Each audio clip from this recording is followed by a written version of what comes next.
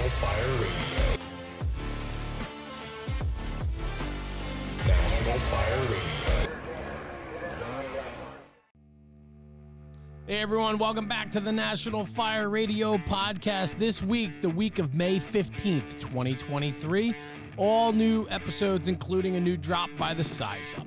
So check it out, 5 new episodes this week. We appreciate you coming back day after day, week after week to hear the good word. We have incredible guests with such powerful stories and messages to share, and that's what this job's all about, is talking about it, because when we talk about the job, like I say in every episode, we're making the job better. Check it out, but do me a favor in the meantime, like, subscribe, and share. Talk about the podcast, talk about our social media channels. We appreciate the support. Drop us an email at podcast@nationalfireradio.com for any thoughts or ideas you have about the show. Any feedback, we'd love to hear it. And lastly, do me a favor. Before we roll into the episodes, we couldn't do it without our partners, so please give our partners a few minutes of your time as we talk about the job and the friendships we make along the way.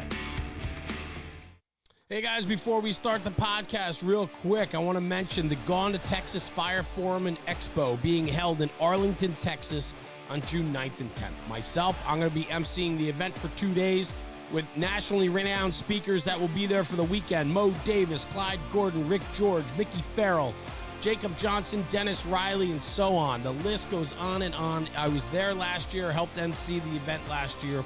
It is a growing conference in an incredible venue. Globe Life Field, which is home to the Texas Rangers in Arlington, Texas, right in the entertainment district, right at the PBR bar, which we're going to have a social after the first night.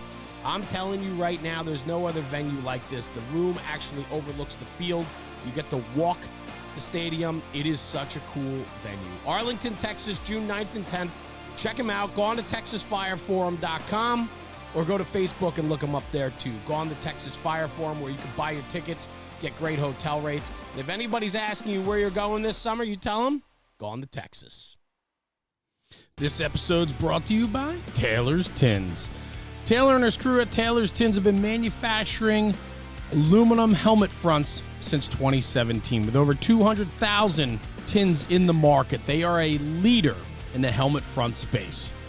Custom design, one-offs to department orders, they can turn them around within 24 to 48 hours. Customer service is what they pride themselves on, and they provide nothing but top-shelf product and service to their customers. Check them out at taylorstins.com and check out their full line of product offering.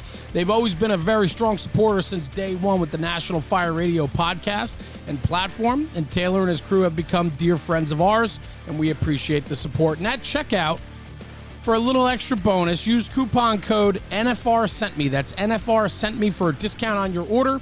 Exclusions do apply. Anyway, check out TaylorsTins.com for the latest and greatest offerings from Taylor and his crew. And in the words of Taylor, stop burning up leather. Hey, everybody. Jeremy, National Fire Radio. Welcome back to the podcast. Today's episode, I have Captain Gabriel Dominguez, 21 years of the Houston Fire Department in Texas. He's currently a captain at Station 50 on the Alpha Tour. Cap, welcome to the show. Gabriel, thanks for being here, man. Appreciate you. Welcome, and thank you for having me. Yeah, Appreciate it, this is fantastic, man. So, you know, a lot of what we do on the podcast is capturing a lot of stories about guys and girls across the job, protecting the integrity of the job, this and that.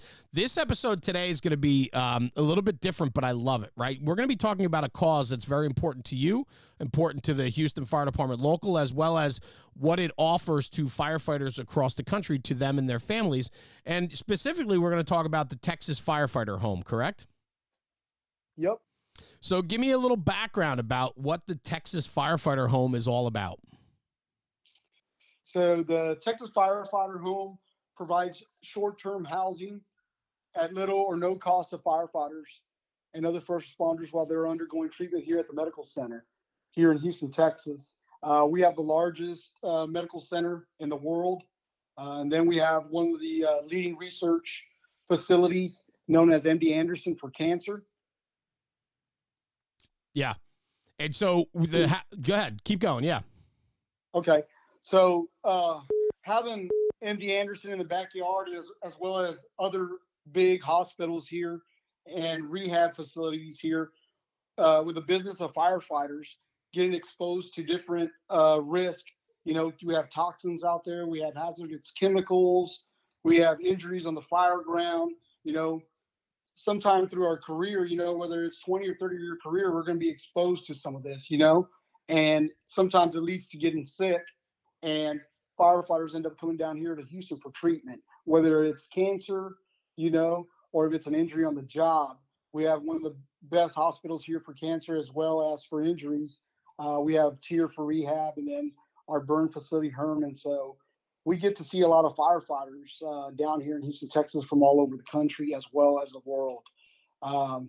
So a little about us down here in Houston. Yeah. We started seeing a need for that, and we decided to fill it. Us as the local 341, which is the firefighters union, we collaborated with the Texas Firefighter Home.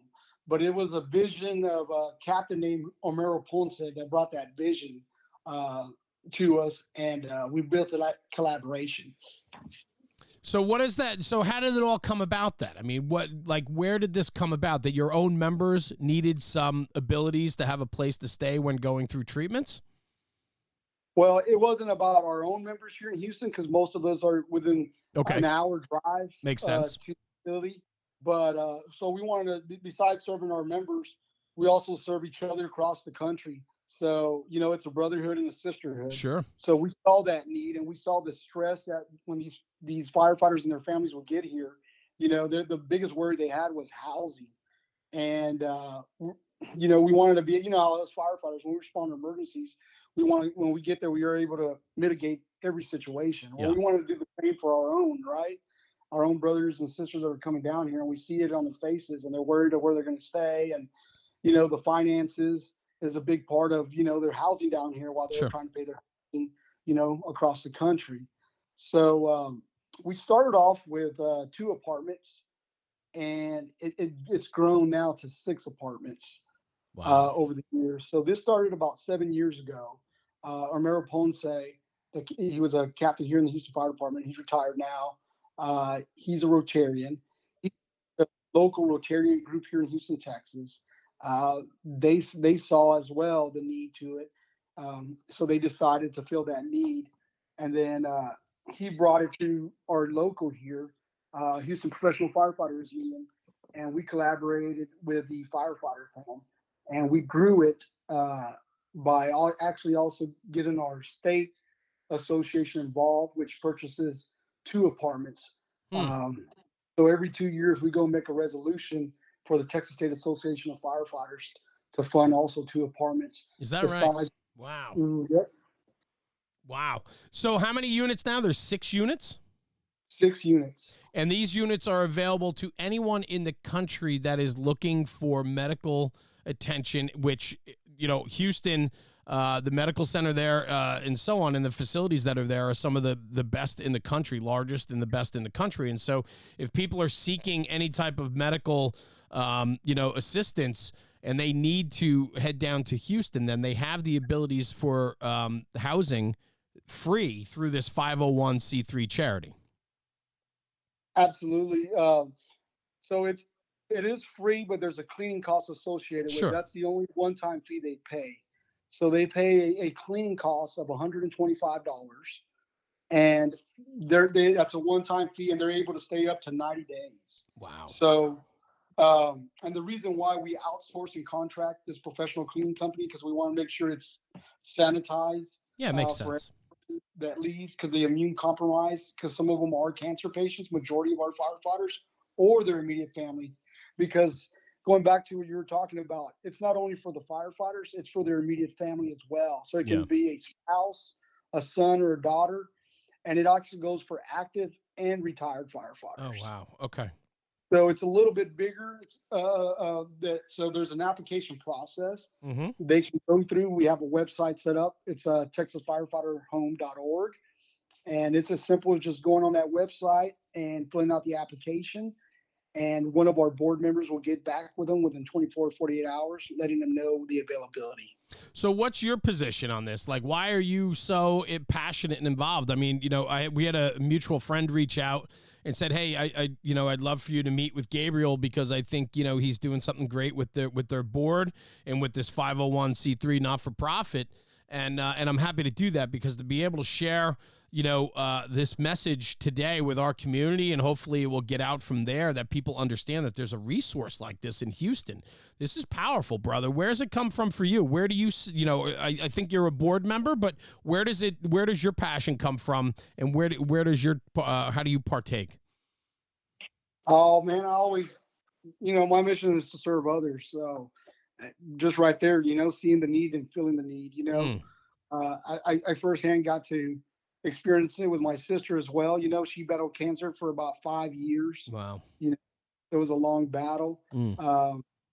But I've always been passionate about, I'm glad that that's firefighting to me. That's what it's about. It's about helping the community, helping each other. That's why I love the job so much. So I get that. Yeah, totally. I get that. But how did you find your way to this organization? Just here at the working actually here at the Union Hall. So I sit here as a board member too, and just getting phone calls from other departments and unions letting me know, hey, there's a brother there or a sister there. Hey, do you mind stopping by and checking on them for us? And that's what we did here. There's 12 of us on this board, and we shared that work, and we go down there and we check up on them, see what, do a needs assessment, see how they're going, because sometimes they're by themselves, because it's a long battle. Sure. So their spouse has to go back to their hometown. So they're like, they're glad just to see one of us there. We had a brother, I remember, about 5 hours from here, and he said, man, that was the best medicine I had when you and another union board guy here, Luke, he said, when y'all two came by my hospital room, man, it was like the greatest feeling. Wow. Just to have a chat with other firefighters. He goes, that meant the world. Bro, that's part of the that's part of the healing, right? I mean, that's part of the process. Yeah, because they're so disconnected from the firehouse, being down here for so long, and then just to go and talk shop with other firefighters from different cities, and look at similar issues that we have, and it's a therapy in itself, and that's what we're able to provide, and we're able to see that, and the gratitude and the response we get back from members, like that one firefighter, he ended up being a champion for firefighters with cancer. He lives down south from here, and he had spoken. He says, man, you don't know how much that meant to me. He told me a couple of years back, he goes, that was like great because I missed that at the coffee table because we're not able to have it while I'm fighting the battle. So he goes, that's great. If you can do that, it means a lot to us. That's powerful. I mean, when you think about it, a lot of the struggle when somebody falls ill in our families, a lot of the struggle is figuring out how we're going to be able to manage it, right? Especially with like cancer treatments and so on, things that are prolonged, right? That are not a quick heal or quick treatments. And so something that's prolonged like this, a lot of times it's hard for families not only to burden the time management, but the cost of all of it. And the fact that you guys have put an organization together, the Texas Firefighter Home, where it's a not-for-profit, up to 90 days, people can come and they can stay and seek treatment they need. And not only that, but then you guys from your e-board, you guys are ambassadors for this program. I mean, the fact that you guys take time out of your day to go visit with brothers and sisters that are sick or their family members are there to make sure that they can get everything they need. And there's that informalness of just that coffee, that morning kitchen table talk. I mean, that does so much for the healing process and all of it. I can only imagine the impact you guys are making on the guests that come through. This episode's brought to you by Teledyne FLIR. Teledyne FLIR is the originator and creator of thermal imaging technology. In 2013, FLIR launched the K-Series camera for the public safety sector, in particular firefighting. They have created cameras over the last 10 years for every position on the fire ground. From tactical to situational, their cameras help us make the right decisions on the fire ground. So check out Teledyne FLIR, check out their product offerings, and engage them on their social media and ask them for more information and education in regards to their product. Teledyne FLIR is producing one of the best cameras on the market, and they're a proud sponsor and partner of the National Fire Radio podcast. So go over to www.flir.com and look up the public safety file, and you'll find the latest offerings from Teledyne FLIR. Yeah, it's very impactful Yeah. for the firefighters as well as their family, and they notice it firsthand. That because they're in a city that they don't know anyone. And the next thing you know, they're fighting a day by day battle with their illness. Whether it's cancer or it's an injury on the fire ground. And the biggest thing too is when you get a cancer diagnosis, it's a behavioral health battle in itself. Yeah. You know, and to fight that battle by yourself, we don't fight fire by ourselves. It's you usually have minimum staffing no matter where you go across the country. So, that's what we're doing. We're bringing in that minimum staffing and uh, going to spend time with our brothers that are fighting, this illness with their boots off. I love it. I'm actually writing that quote down. I think that's unbelievable. It's a behavioral health battle. I've never heard it put that way before. Not only is it the physical battle of getting yourself treatment and getting yourself better, but it's the mental aspect too. It is a behavioral health battle, and the fact that we don't fight fires alone. Man, that's powerful, brother. That is, I've never really thought of that before. I'll be honest with you. I've never been, I haven't. I've been very lucky and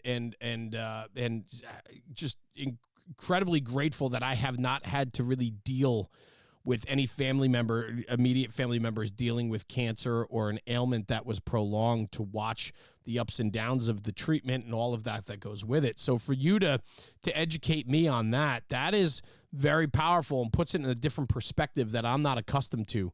But I could only imagine the not just the physical anguish of it all, but also the mental anguish for not just the patient, but also the family members that come with it. Absolutely, yeah, and that's why it was so important for us to collaborate, with the firefighter home group, because we witnessed that stress of the firefighters and their family. And we wanted to do something to be able to handle that for them, try to take one of the biggest tasks, and get it off their plate so that way they can just concentrate on their family and their treatment, to get well soon, because it's a battle to be fighting illness and as well as a behavioral illness. Yeah. So. For sure. And I know, too, when guys go to different cities or different parts of the country where they're seeking treatment, or they have a relative getting treatment, or pursuing doctor's appointments and things like that, we're always reaching out to the local firehouses or fire companies. Hey, man, I got a brother coming into town. Like, could they park at your firehouse, or could they, can you just drop in on them? Like, those little things we do anyway, right? That's the informalcy of this job that we love so much, is the protection of that brother and sisterhood that goes along with what we do. And so if somebody is seeking treatment, or a family member is injured or ill in another city, we can just pick up that phone and make that phone call. But what you guys have done there with your local supporting the Texas Firefighter Home and the ambassador program you have with that, where you guys are following through on this not-for-profit to make sure that the comforts of what the people need, as well as providing housing for people at no cost other than a cleaning fee. I mean, that is just powerful, brother. Super powerful. Yeah. Yeah. We noticed because going back, we noticed that we had firefighters sleeping in their cars, Yeah. and that was something we couldn't have. They're like, hey, we'll park my van or my pickup truck at the station, or sleep at your station and you have a cot, an extra cot. And we're like, yeah, we do. But man, we saw that need and it had to be filled. And we're like, there's no way, no matter where you travel in the country, with lights and alarms going on at that firehouse, you're not going to get your sleep, especially if you're battling an illness. I had a brother from Newport, Washington, ended up becoming a good friend of mine. He bought a whole van to come down here, and he ends up saying, hey, can I plug in at the firehouse? And we told him, absolutely, you can plug in the firehouse. But I said, why don't you use the firefighter home? Yeah. He goes, I never knew about it. He goes, man, I wish I would have known about it, because I purchased this $80,000 van Yeah. fully loaded to go down there. You would have saved you a lot of money. And I said, well, we're trying to grow it. I said, but he's a good brother. Mike Jensen's a good brother. He ended up using the home now, because then his spouse got cancer. Wow. And where he had cancer, then his spouse got cancer. So they ended up using the home, and they were very grateful, because it ain't good to see a brother struggle. We don't want to see anybody, struggle, whether it's Yeah. an injury or if it's, like I said, if they're pulling that behavioral mayday, we're here to respond, and that's what we're trying to do. We treat it just like the way we treat the fire ground. We want to make sure our brothers and sisters are taken care of no matter where they come from. It's strong, man. We need more people like this. We need programs like this. We need to support our own. Let's talk about that real quick. So the housing alone, you have 6 different units now that are available. You have to apply online, right? There's a process behind it. So we need to educate people about what that process looks like. How many people have come through this program? Do you know? Woo. I mean, are the apartments regularly booked? They're regularly booked. Yep, we're checking them in. Wow. One day and then checking them out, getting it cleaned like as soon as we can. Yeah. So that way that person, we give a 1-day buffer. And then we even go into renting out a guest apartment that we've been doing now lately more often because they're staying pretty full because we hate to tell anybody no. Right. So we're using a guest apartment and we're about to secure another apartment. Our vision is to grow to 10 and then see if we're going to build is our vision. Wow. So I think we'll get the 10 pretty soon. And then we'll look at building. The vision was to build first in the beginning. But we started noticing how big the operation is, which comes operational costs. So in order to cut the operational costs, we went into apartments for now because they have their own maintenance there and they're able to operate them. We put digital locks on every apartment to make it easier and accessible for everyone. Sure. And, so it's the way it looks to apply for it. You just go to TexasFirefighterHome.org and then you'll see the page come up and you'll see 3 drop downs like support with donations, volunteer your expertise, and then a firefighter need. You click on the firefighter need and it goes into the application process. You need to show some proof of being a firefighter, either active or retired, and you submit it. And our board ambassadors, they'll review it and they'll get back to you within 24 to 48 hours. Wow.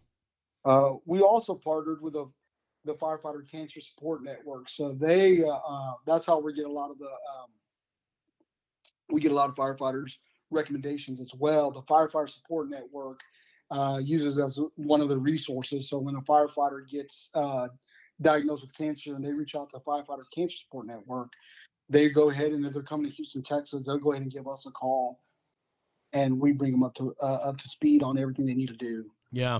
Well, that was going to be my next question is how do we get this message out, right? How do we educate people about this program and how it's available and so on? I mean, that's for me with National Fire Radio, we could do that across our channels, but man, we have a job to do. And I want to challenge anyone that listens to this podcast to then go to the website and share it on your social media, share the link, TexasFirefighterHome.org. Share that on your social media channels, on your Facebook, Instagram, whatever channel you're on. Share it so that we can get the word out about this incredible program. I love it.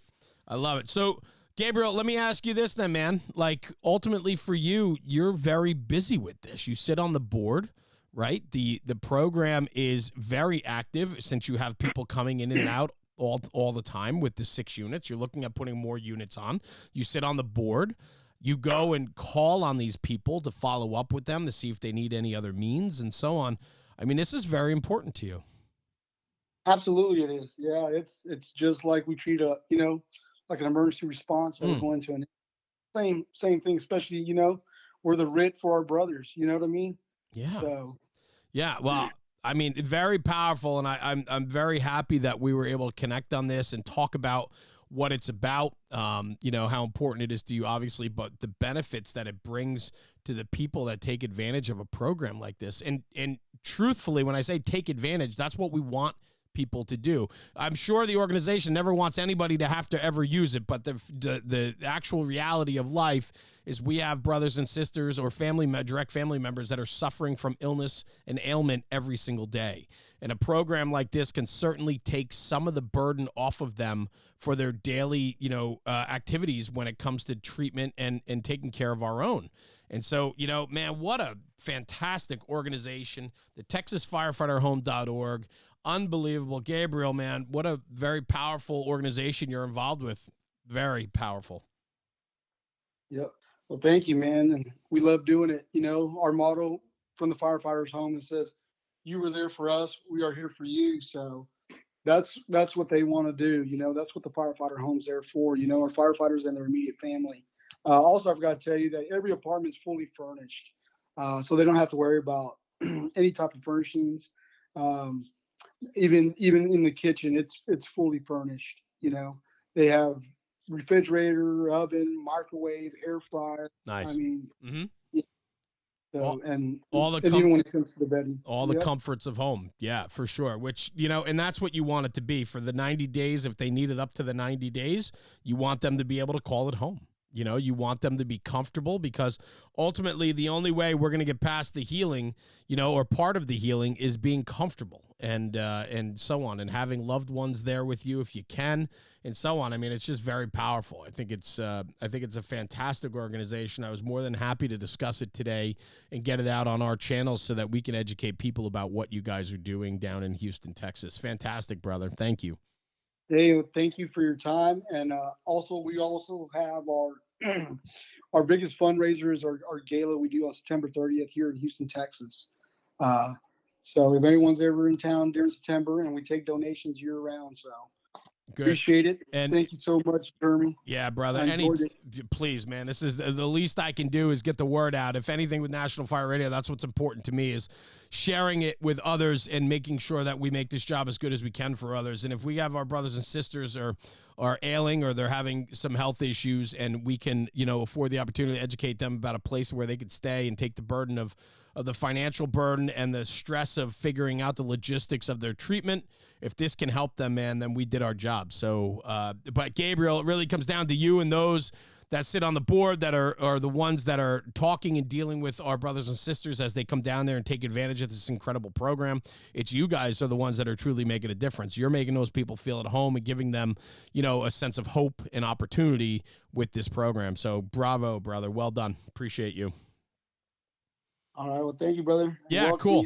Well, thank you for joining me on the show today. I truly appreciate it. I'm proud to be able to put this out and educate everybody about the Texas Firefighter Home.org. Please, like I said before, I challenge all of you, if you're listening to this episode and you hear what this is all about, go to your social media and share it. Tag us and we'll share it again. Let's educate everybody about the opportunities that exist down in Houston, Texas, for treatment and care for our own. Super important. Gabriel Dominguez, thank you, brother, for joining me on the podcast today. Greatly appreciate you. Thank you for your love and passion for the firefighters that need our help. And brother, you're doing great things, man. Keep up the good hustle. Thank you. All right. Well, welcome, and thank you, brother. You Stay got safe. it.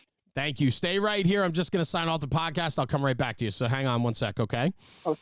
Everyone, thank you for tuning in for this great episode of National Fire Radio. Gabriel Dominguez, a captain out of Houston, Texas, in love with the job and in love with our own people, taking care of our own people by working with the Texas Firefighter Home, an incredible organization that's doing so much for our own. Check them out online, texasfirefighterhome.org. Take this conversation back to the firehouse and talk about it, because when we talk about the job, we're making the job better. We'll see you at the next one. Thanks for tuning in. Jeremy, National Fire Radio.